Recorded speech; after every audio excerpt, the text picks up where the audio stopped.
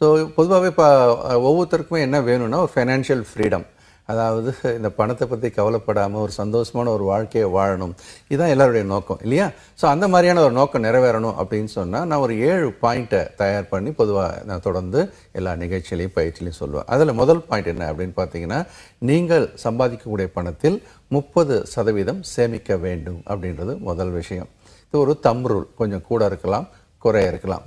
அடுத்த ஒரு விதிமுறை அப்படின்னு சொல்லும்போது, நீங்கள் சம்பாதிக்க ஆரம்பிச்சிட்டீங்க, சேமிக்கவும் ஆரம்பிச்சிட்டீங்க.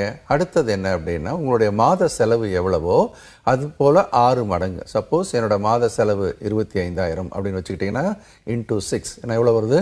1,50,000 ரூபா.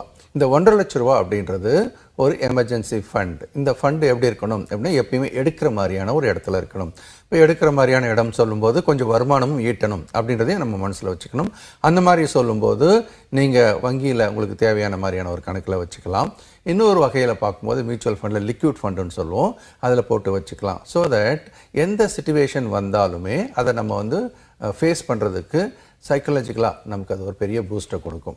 குறிப்பாக நம்ம கோவிட் பீரியடில் நிறைய பேருக்கு பார்த்தீங்க அப்படின்னா வருமானம் குறைய ஆரம்பித்ததை பார்த்துருப்போம், வருமானமே இல்லாத காலகட்டத்தையும் பார்த்துருப்போம்.